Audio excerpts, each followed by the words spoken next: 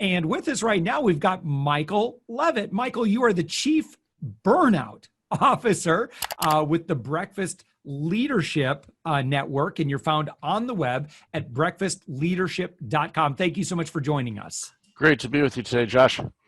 Well, I'm glad we're talking about burnout because, Michael, as you know, and I know, there are a lot of folks, I would argue, this year more than any year in memory, that are probably struggling with this issue right now. They normally love what they do. And I've got my own theories, like, I'm going to be very transparent about my own experience with this, and maybe you can kind of help me out in real time. And then, love to find out more about, again, what you do. But would you mind kind of starting off by kind of sharing a little bit more about what the Breakfast Leadership Network is and how that relates to being a burnout expert? Absolutely. I launched the Breakfast Leadership Network several years ago because I saw a huge problem in society with burnout. And my initial thoughts in working with the organization and finding it was working with C-suite executives. And I found the only time you could get a hold of those people were first thing in the morning. So before they get into the trenches and doing their work. So came up with Breakfast Leadership to tie into the leadership component, and breakfast is typically a morning-based meal. So, and plus I love that meal. So I figure if I'm going to name a company, I might as well have a name I like. So it's easy for me to remember. And the organization has 4 pillars. One, I do a ton of public speaking on burnout prevention, and in 2020, a lot of it on working from home burnout. And we're seeing a lot of cases of that. Also have my own show, the Breakfast Leadership Show, that I've been doing for several years, and interview amazing people. I interviewed you several years ago. It doesn't seem that long, but I look back and went, wow, that was a long time ago. And then writing, doing a lot of writing. I've got a new book coming out later this year, early next year. Really depends on timing of that, on burnout of all things.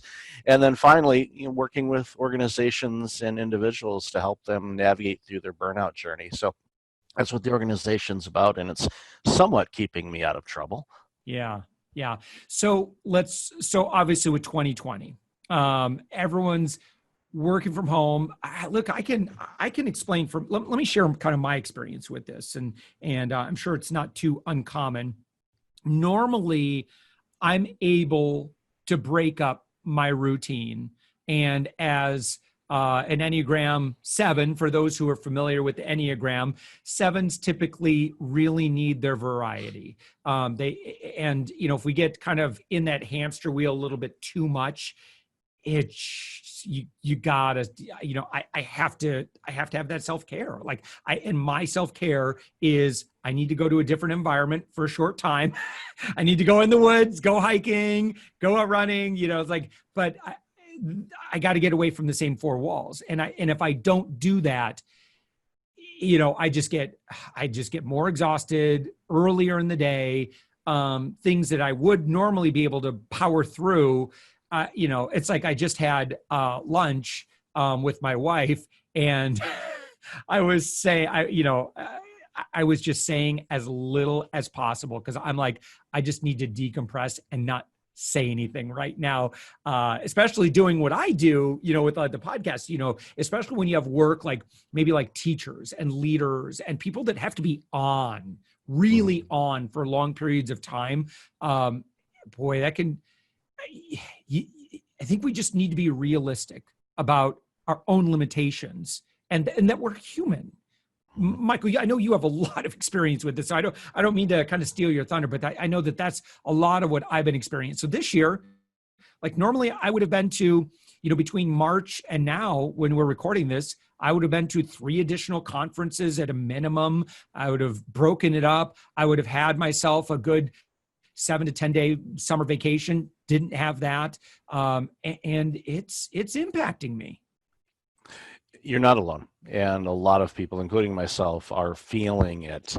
I would have been at several conferences, speaking at them and attending them myself, and gone on vacations and done all the things that we normally do. I even just think back to 2019 and the number of trips that I took that year and then you look at 2020, where I had a trip in mid-March, just prior to the pandemic really going full tilt, and haven't been anywhere since. So it's Our rhythm is thrown out. Our normal way of doing things is not here right now, and we are getting tired of our own four walls. And for those that are working from home, their work and their home is the same place. And for many of us, that is normally the case, where we work from our own home or our home office.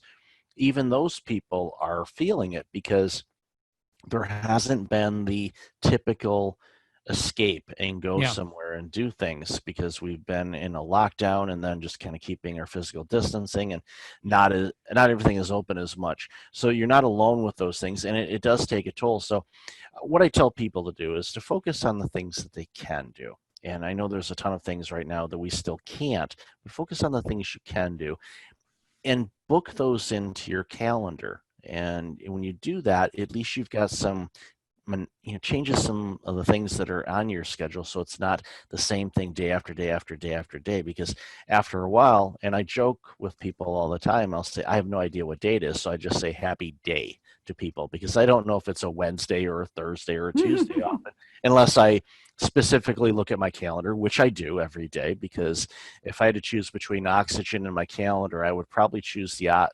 oxygen, of course, but I'd really need that calendar, because without it, I wouldn't know where I'm supposed to be right now. Yeah.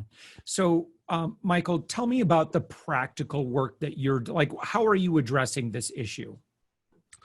What I'm doing a lot of right now is speaking at conferences in front of a lot of different stakeholders. Organizations have been bringing me in to talk to their employees, and then also at conferences to talk about what burnout is, what are the signs that you can look for. Because even in my own burnout journey from 11 years ago, I was unaware that I was burned out. Everyone else around me knew that I was, but I was the last person to realize it, because I didn't know what the signs were of it.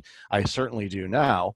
And so it helps to show people these are some of the warning signs to look out for if you are really stressed or burned out, and then give them the techniques to implement some things right away. A lot of people think, oh, it's going to take me years to get over the burnout. It's actually not true. You can actually get back to a more even keeled state in a shorter period of time than you think. The key work, though, is after you get back to a state where you're feeling better, you're sleeping well, you're eating better, and you just feel better about yourself, Yeah. is to start doing the work of figuring out, why did you burn out in the first place? What were the ingredients?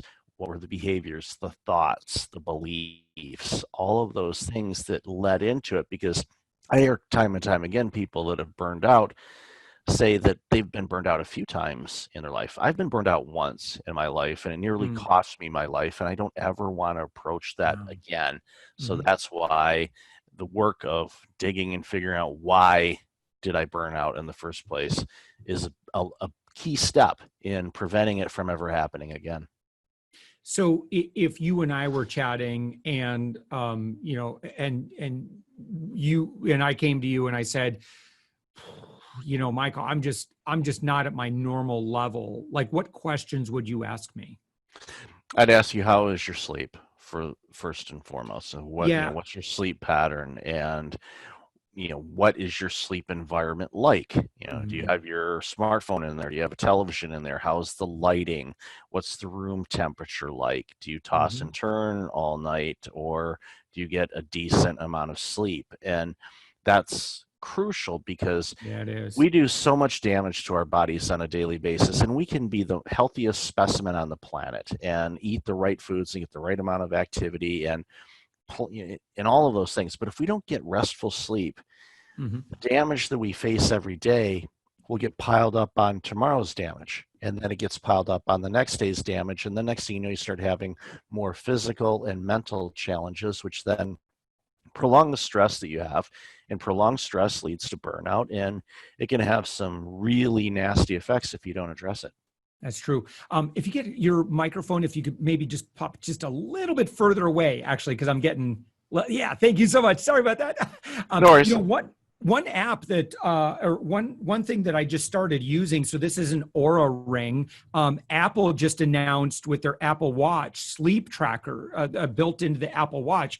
I'm really excited for more people to start tracking and monitoring their sleep, because I think that's going to provide a lot of insights as to, when I do this, this is what happens to my sleep quality and my readiness. So in the Aura app, it'll actually, so it's kind of gamifying it for me now, which is psychologically, this is really cool. So, you learn things like, if if it's Friday, Saturday night, and I have an adult beverage, there's a consequence to that. That's absolutely good. Look, it's fun, but it's going to impact my sleep in a negative way.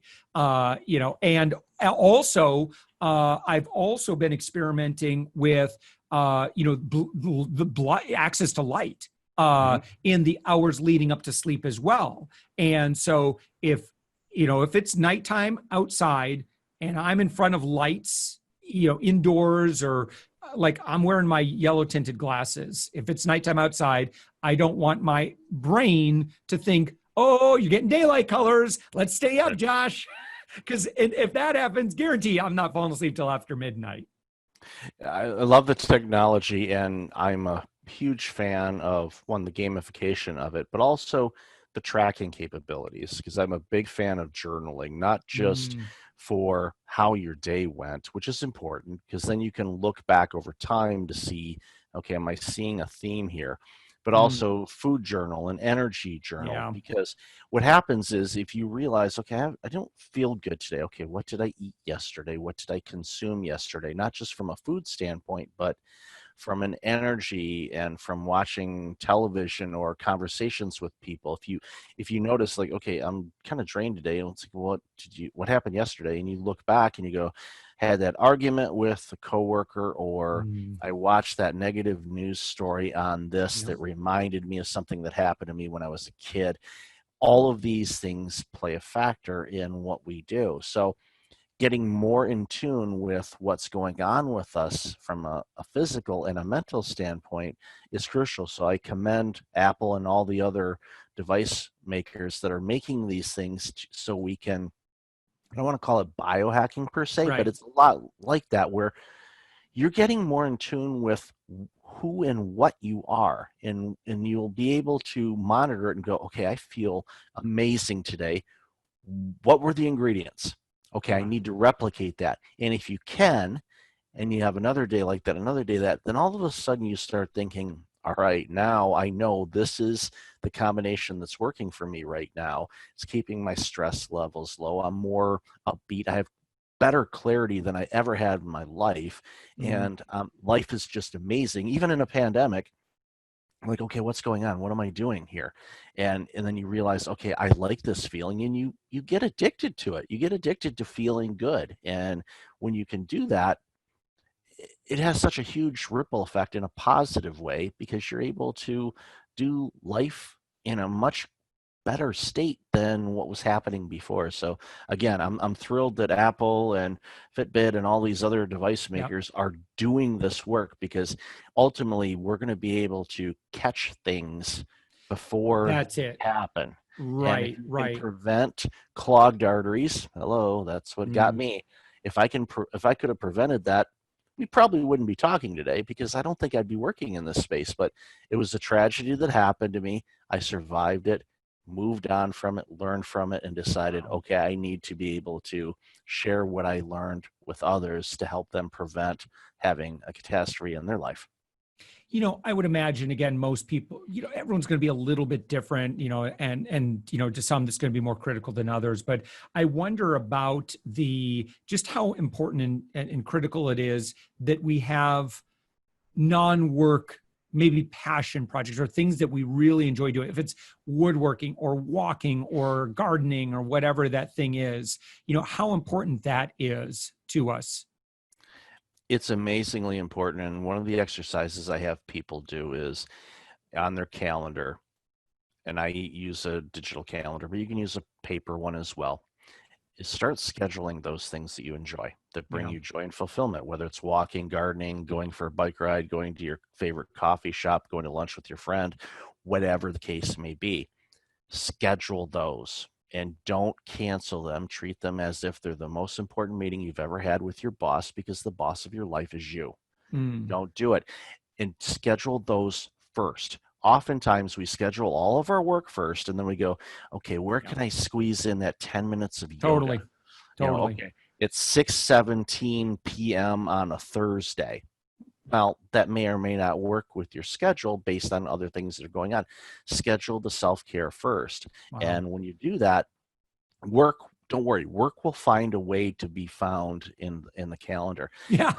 It always seems to have a way, doesn't it? but for me, and this ties into the journaling and looking back at things on my calendar, again, you can do this on a paper one or a digital one, is the self-care. I color that with my favorite color, which happens to be blue. So that way I can look back at last week or the last month or the last quarter, and if I don't see a lot of blue, that's a problem, and I need to adjust it. And this is an ongoing thing for me, even with my schedule and speaking and all the events that I've been doing. I look ahead at my calendar and go, okay, what's next month look like? And if I see it's like, ooh, I see a lot of the other colors, but not enough of the blue. Okay, this kind of goes against what I just said, but I start adding more blue to the mix. And the beautiful thing about doing that is it helps me control how my week goes. And I have themes for every day of the week. So I know on Mondays, for example, I do research on speaking engagements. Tuesdays, intro calls, and maybe if I'm on podcast shows. Wednesdays are the days I typically record on my show or get on other shows. Thursdays and Fridays, well in advance, I block off.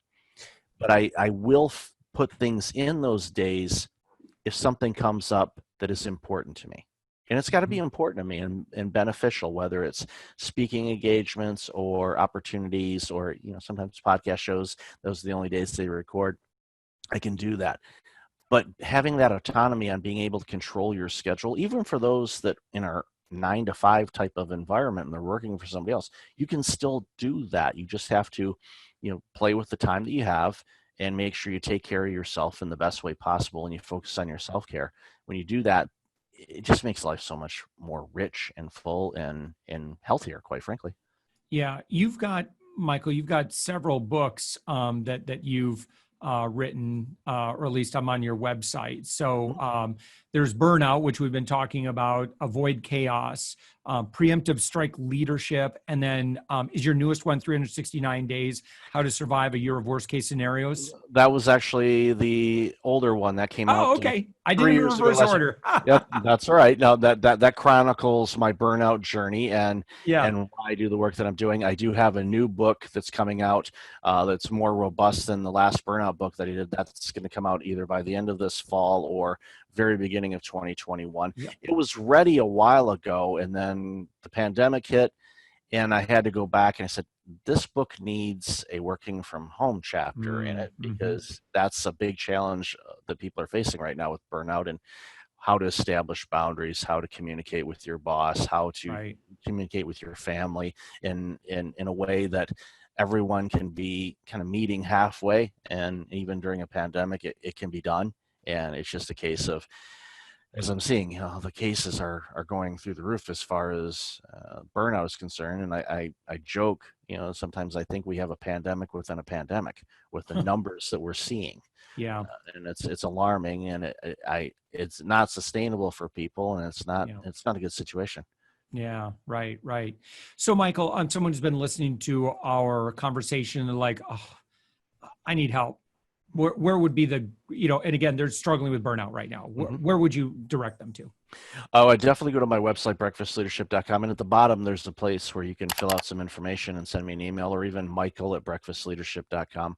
Email me and just, share a little bit of what's going on, and jump on a call, no obligation, or chat about your situation, see, what I can help you with, and give you some pointers on what you can do right now to make it easier on you. And then, of course, if they want to do ongoing work or some additional things, then we can have that conversation. But breakfastleadership.com or michael@breakfastleadership.com is the best way to find me.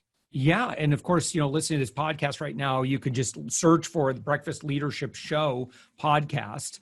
There's your smiling face right there. Yep. So yeah, go subscribe right now. Breakfast Leadership Show.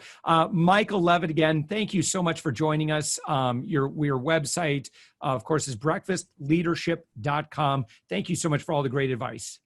Thanks so much, Josh.